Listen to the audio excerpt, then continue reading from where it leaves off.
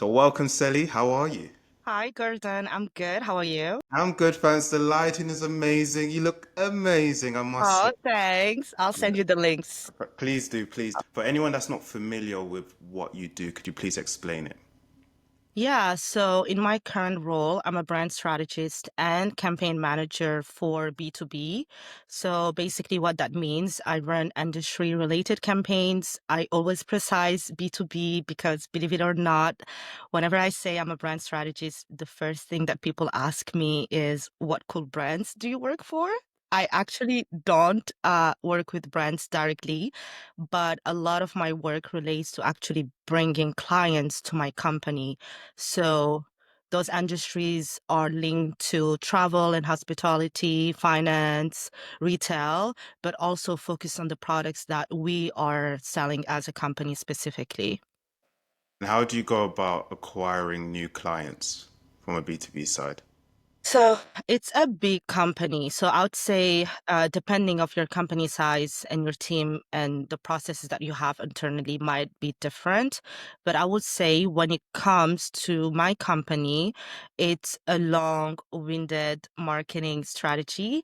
And I sit on the campaign management part. So before we even get to the sales part where we go and speak to the client, I sit on the team that set up the different strategies that kind of tells our story, who we are as a brand, what products do we have, and basically how you can work with us.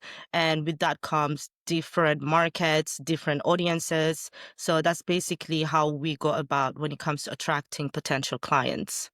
And would you say, as part of your role, communication is important? Absolutely.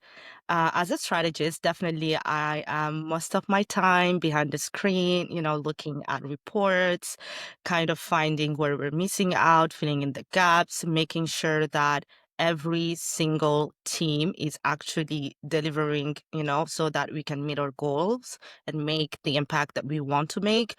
But at the end of the day, obviously, it's really important to be able to communicate that. So I think that's why it's very, very important for me right now to have those skills. And I also have to be proactive, obviously. As a strategist, you're in the background most of the time. So believe it or not, whether I have a very small, opportunity to be out there and be in meetings, it's very important for me to know that I'm still upskilling regardless of the frequency of that. And when you think about your communication skills and your journey of your career, where would you say your confidence levels were at the beginning when you first started off? I don't want to say zero.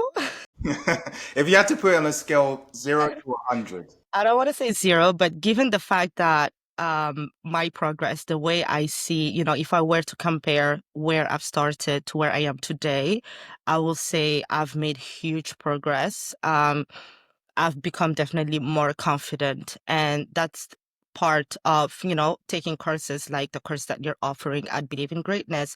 And also just putting myself out there, meeting people, seeing what other people are doing, getting inspired, getting out of my comfort zone. I think that contributed a lot in building up my confidence. So to actually answer your question, I just want to say zero because I do want to celebrate the small steps that I've taken to be where I am today. Even sitting here on this podcast and having this conversation with you, I think that's a huge milestone for me, definitely. 100%. And as you mentioned, as part of growing in your confidence, stepping outside of your comfort zone is important.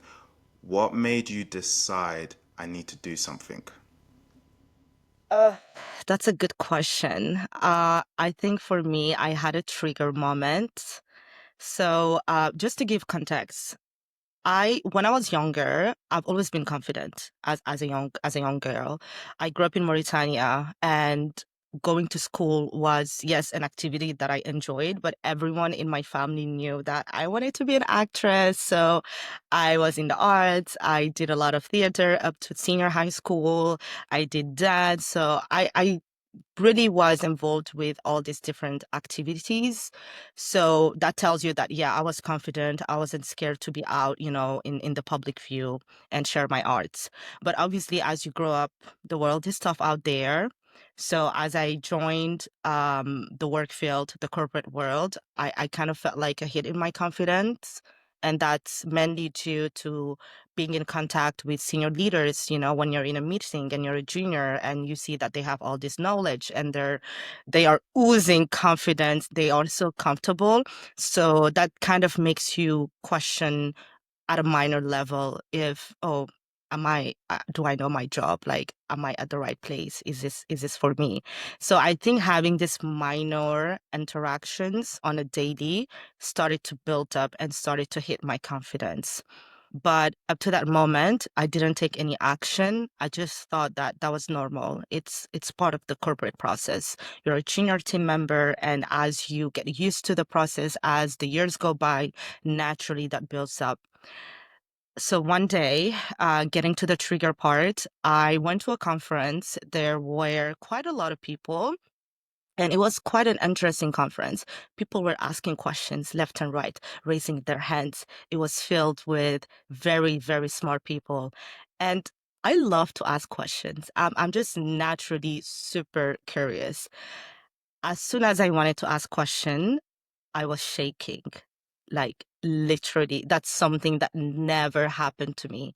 And I think the reason why I was shaking, it was a mix of nervousness and also a mix of me being self-conscious by the fact that I was really nervous. So, all that mix of emotions just made me not raise my hand. So that was the trigger moment for me. And at that point, I realized that no more. If I really want to be successful in what I am doing, if I want to own my voice, that I need to take the necessary steps for it and I need to be proactive. So I put myself out there.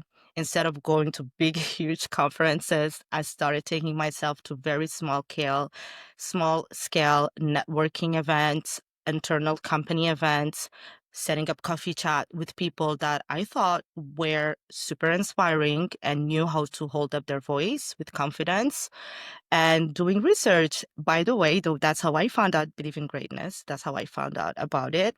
Went on Instagram, started checking reels, and saw a little ad that said TEDx speaker training. Went on it, clicked, and the rest is history. But all that to say that it's the proactiveness for me that really put me out there. Yeah, and I find it quite interesting because you didn't mention that the trigger point was speaking in front of senior stakeholders, your mind went blank, or something very terrible. It was just you at a conference and you was hesitant to speak up. Why did you see that as an indication that there was so much for you to work on? Because for many people, if they don't speak at a conference or ask a question, it's not a big deal, there'll be another opportunity. But why did you decide at that point to hold yourself accountable? I think because I was shaking so much. And it's that mix of emotions. I couldn't understand. That's literally for that reason. It's just a conference, right? Like, why would I be shaking? I think at that moment, I just realized that there is a fear that was holding me back. And it was a topic that was really interesting to me at that moment. And a part of it also was that I was mad at myself for overthinking it. So I was kind of hard of myself at that time. I didn't know how to be graceful in situations like that. So that was the trigger for me. I realized that there is no point for me to feel that way. Like you said, it wasn't a meeting at work. No one was holding me accountable.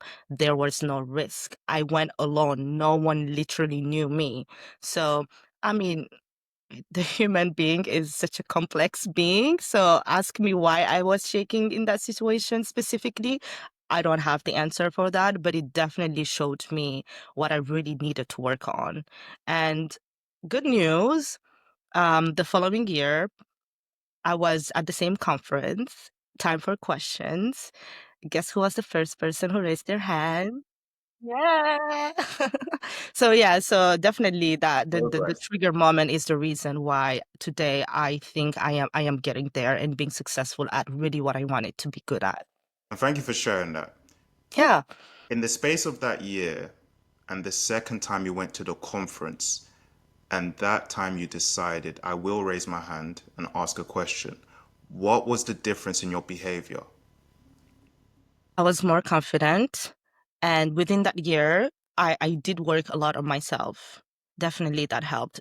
for my entire life, I don't know if that happened to you. I kept hearing people saying, I've done the work, I worked on myself. Is that something that you think? 100%. Yeah, so I definitely always heard, and when I would hear people say I worked on myself, I would question it like, what do you mean you worked on yourself? Isn't life just, a routine? You wake up, you have your dreams, you have your job, you have your family and things like that. At the end of the day, it's just living. So it's not a task that you're working on. But I think within that year, what it did for me, I finally understood what it means to work on yourself. So instead of looking outwards at things that are part of my life, the material things, the people, the achievements, the goals, I turned back inward and started really digging through what really held me back.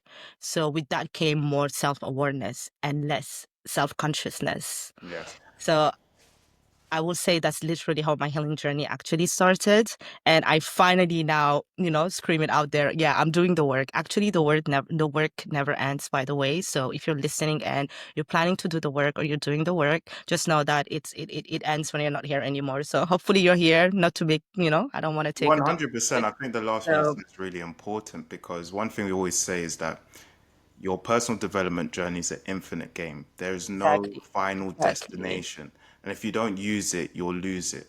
Being consistent is really important. And you touched on the fact that after that initial conference you went to, the regret you was filled with after not speaking up. You then decided to look at, okay, what can I do to step outside my comfort zone?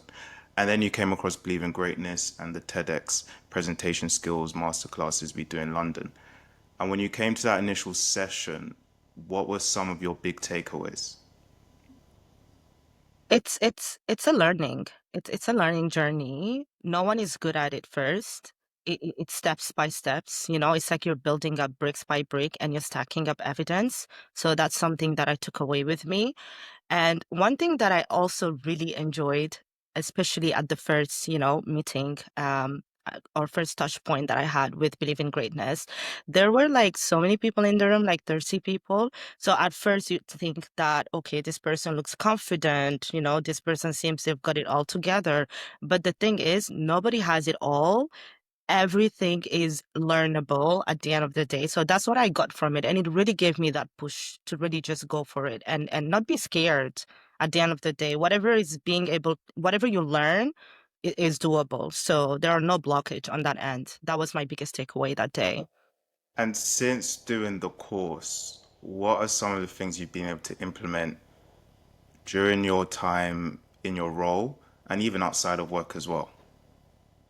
I will say there were lots of technical, tools that you share with your in your weekly classes. Things like posing, watching your tone, and also breathing, these are just, you might think they are basic techniques that obviously everyone in the whole wide world knows about, but it's so different, sorry, when you actually get to practice those. So the more I do, those techniques, the more I'm able to see them naturally show up as I'm speaking in groups, as I'm speaking in meetings. Even right now, literally, I'm realizing that I might have been speaking fast, so I'm slowing down, and that's okay. So yeah, so I would tell you that on a daily, it's been really helpful. I'm really using those tips. So if you're thinking of taking a course similar to that course, those are practical tips that you probably just naturally will be carrying away as you go. With everything you've learned, especially in your role, how do you think it's helped you to enhance your storytelling skills? So for me, storytelling, I've always seen it as theatrical. Like I said, like I've always been in the arts. So it's always been that way. Even at work, obviously you're focused on performance, right? When you're putting a presentation deck, it's driven by the impact you're supposed to make, the goals that you have. But I think right now, what I took away from storytelling is it's a connection that you're making with your audience at the end of the day, is how they are receiving the message, is how they are feeling. You can kind of gauge, learn to gauge like their impressions, where their minds are going. Are they still focusing on that and kind of adjusting as you go? And it's definitely not a performance. It's intentional. That's something that I got out of it. Yes, there are rules maybe that you can implement when you're setting up a storytelling speech. But at the end of the day, it's focusing on the message that you're giving and also really trying to gauge your audience interest in what you're sharing. And with you now seeing it less as a performance and more as a conversation, if that's fair to say, would you say you're enjoying it more? Absolutely. I am enjoying it more. It's different because at the end of the day, especially when you're putting the word conversation in it, it should be genuine, it should be authentic. And I think whenever you're exchanging with someone or with a group, authenticity win. So even with that, I think today I tend to lead with more authenticity. So that's a big win for me at the end of the day. Have you received any feedback to give you that external validation that you're doing the right things? Because feedback is really important. Yeah. Um, I mean, at work, maybe not. It's not. I can feel it. I can feel that I'm more comfortable at work. So that's a given for me. My feedback is definitely on performance at the end of the day, but I do see the difference in the way that I behave in meetings, in the way I'm more comfortable.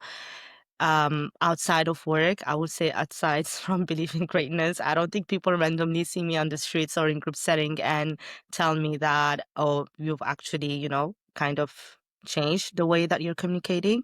But this weekend, though, I had a feedback from a friend, which was Okay. interesting, who said that, oh, you're very eloquent when you speak, which is interesting to me because I never thought of myself that way. Yeah. Take that. I'll take that as the feedback that I needed to keep going. And I think I would also say that validation for me comes from putting myself out there more easily now, regardless of the context, whether it's a post, sharing something publicly, sharing my opinion, raising my hand. All right, Bryn, we're at the halfway point. Before we move on, if you remember from day one of the course, we played chain game. We're going to do that and we're going to have a leaderboard for all of our guests. As a reminder, I'll Yeah. give you a letter and then you have 1 minute to say as many words that you can think of starting with that letter. Do you remember? I remember. How can I forget that? It's All right, let's see how I you do. remember. I'll Yeah, get the yeah. timer Yeah, and yeah. I'll give Okay. you an easy letter. Don't worry. Since you're the first person to do it, I'll give you easy letter. Thank you. Thank you. Right, your letter will be C, starting C. now. Cats. Car. Coin. Chat. China. Care. Caring. Um, Cyprus. Calm.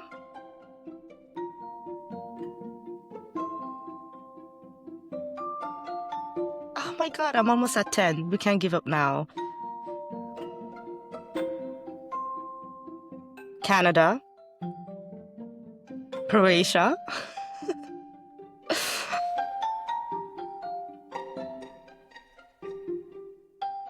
Cost. Combination. Camera. Class. Classy. And that is time. You got 15. Oh my God. Wait, I thought I got No, 16. 15, 15, Listen, that's the best 15. that I've done. So, That literally, isn't that's bad. the Let best me that I've note it down done. so I don't forget. That was really good. Well done. If you come back again onto the podcast, we'll see if you can get a better score. Okay, Just I'll even train. going back to what you was talking about and the fact that even just getting that feedback from a friend to say you're more eloquent, would you say over time and just putting yourself in the right environments, you've changed the way you view yourself? Yeah, naturally.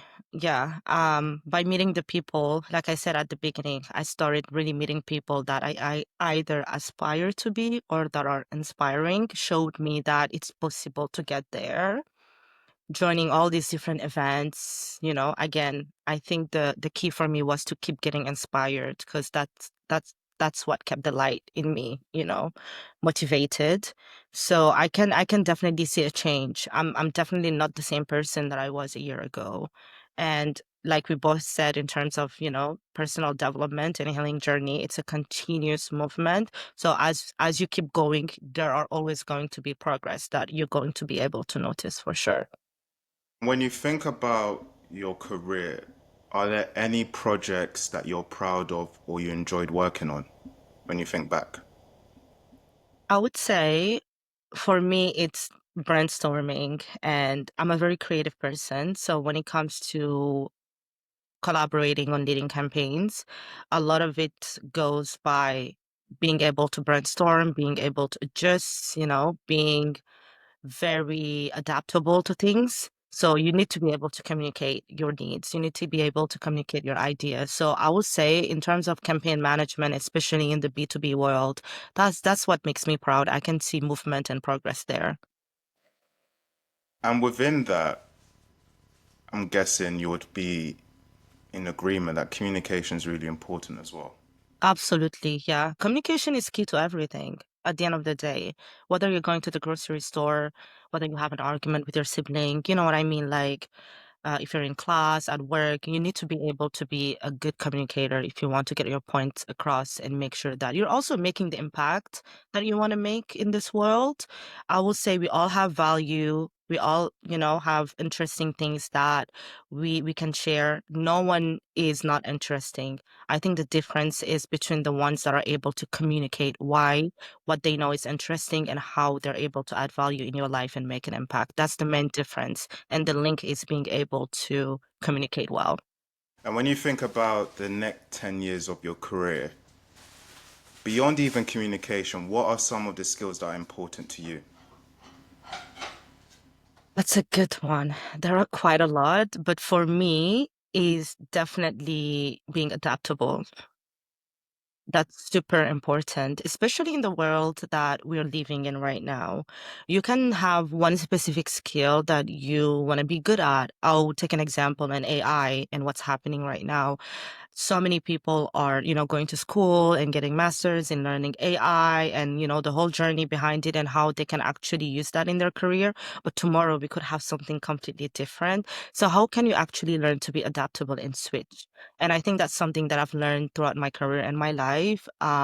Before living in London, I was in the States, and even within the States, I was in different cities. Before that, I've lived in East Asia. So I think, and also including home. And I think if I wasn't adaptable and if I didn't learn that skill, I would not have survived. Absolutely not. That's the reason why I am in London today. So I would say that's something that I'm going to be carrying for the next 10 years for sure. Considering that you've lived in multiple countries, stepping outside of your comfort zone doesn't seem like something that will be very challenging for you.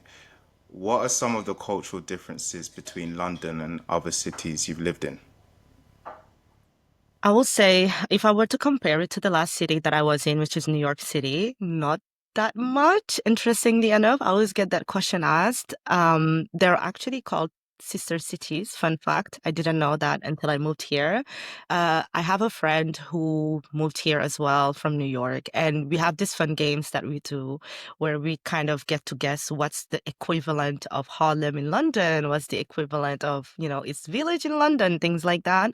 So I would say in terms of recently, those are not that different. But if I were to compare between countries, for sure, I will say in America, people, in my opinion, are more open, I guess, and I'm not sure why. That's just what I've noticed compared to London. But again, I think there aren't that many differences in between the last two cities that I've been. But if you want me to compare to East Asia, that's definitely a huge, huge difference for sure. What brought you to London? Work for sure. Work, wanted to relocate, wanted to be close to family. My family is from Mauritania, so better access to home as well. And for those that fail geography, and that includes me, where can we find Britannia? Mauritania, Gordon. Britannia. Apologies. As I said, I failed geography. No worries. It's in West Africa between Morocco and Senegal. Yeah. Would you recommend people go there for their next trip? Absolutely. Please come through. We actually need to up our tourism. Absolutely. It's a beautiful country, so I highly recommend it. Brilliant. You mentioned beyond communication, one of the most important skills that came to mind straight away was being adaptable. And I would be interested to find out more about the impact AI has had in your industry and some of the opportunities it presents as well. Ooh, quite a lot, actually. One of our main campaign, top campaign is it's an AI related campaign for sure, because we have quite a few products, AI products, proprietary tools that are part of our companies that we are trying to bring out in the world. And I think it's highly affected our industry, if not all industries related. As for instance, I am a strategist, but AI writes all the copies now for the campaigns that we are running, for instance. So just that shows that AI has been fully implemented, within the strategy part side of things. Would you say it has an impact on creativity as a result? If it's drafting most of the copy, and then over time, it will get to a point that people don't necessarily even need to review it. So, would you say there's an over dependence on AI with things, the way it's currently trending? I wouldn't say it's dependency because I feel like dependency is when you get to that stage where you don't have a choice, you're just dependent. But I will say we rely on AI quite a lot. As of, at least for now, we are consciously choosing to rely on AI. Why? Because it makes things faster, it's more effective. And when things move fast, you're more likely to accelerate the impact that you're trying to have on the business and in your clients. So just from that perspective, I would say the reliability that we have on AI nowadays, and especially within my industry, is quite powerful. But if you were to ask me, for the future, I would say that it kind of scares me a little bit because the day that we actually become, overly dependable on AI, that's where I think, maybe we should learn to draw the line. Creativity is still organic at the end of the day. We are human. We understand human needs, wants. We understand human feelings better than AI. And I think you can't be more creative unless you're connected to that. Would you say it's fair to say that with the introduction of AI in your industry, with it improving the way certain processes work, collaboration, stakeholder management, your communication skills are becoming increasingly important? It is, yeah, it's definitely increasingly important. It became more efficient, I would say. Systems have become way more efficient. Processes are becoming efficient. So there are absolutely good sides to AI within my industry. And as I've said, it's accelerating the impact that we aim to make at the end of the day. So if it's speeding us the process, then it works. Then it's a good sign for us within that industry for sure. And you mentioned going to conferences to ask questions. Now that you're an amazing public speaker, will you Oh be my God. speaking at When any is my TEDx talk coming through? will you be speaking at any conferences? Or is that Oh something you God. want to do at I any would love to. I don't know if you remember when I first joined that workshop at Believe in Greatness. The main question was also, why are you here? I kept saying that I want to be a TEDx speaker. I want to be a TEDx speaker, right? And yes, partly it was a joke, but I don't also want to say it's a joke. I think for me, I don't see being a TEDx speaker or speaking at conferences as trophy achievements. If one thing that I really want to make clear for myself is all these different achievements are not trophies. They are just part of my journey and I see them as metrics. So if, one day I am delivering a TEDx talk, then that just means that I've evolved at a certain stage in my journey where I'm even able to be part of certain spaces. That's how I'm seeing it. So, yeah, let's manifest it collectively that, 100%. And the great thing is now that you have a good system in place because of the weekly classes you're attending, it's giving you that opportunity to improve your public speaking skills. Let's say 6 months from now, I say, Selly, we've got our TEDx license. oh Would my you like to God, be on stop the stage? it. You'll be ready for that. I'm just saying, you'll be ready for that because Yeah. a mistake a lot of individuals make is that they put too much focus on their goals. Or I want to do a TED talk. I would like to speak at a conference. But what systems do you have in place? What are you doing on a daily basis? And as a result, because they don't have those in place, they're not able to do speaking or go on the stage or whatever it is. But for you, because you have that system, it makes it even more realistic further down the line, which is exciting, by the Absolutely. way. I'll be in the front row with my camera, Yeah, taking. we are manifesting this, Gordon. Amen, amen. Positive manifestation. And So this was honestly a really insightful conversation. A lot of things you spoke about that I wasn't aware of. And it's lovely to always speak with you. As we wrap up today's, yeah, likewise, likewise. for anyone that is at a stage in their journey, like yourself, you have that trigger moment and you realize I'm very anxious or I need to improve in my communication skills. What is the one piece of advice you would give them?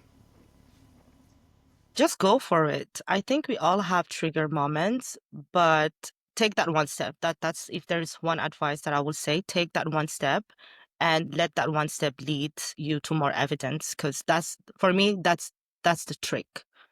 It's not even a trick. Actually, the right word, it's a hack. The hack is how you're stacking up evidence within your journey. So take that one step and the rest will follow. Brilliant. Thank you for the advice. And that's the end of this episode of the Big Thoughts podcast. Thank you, Thank you so Gordon. much for joining. Of course.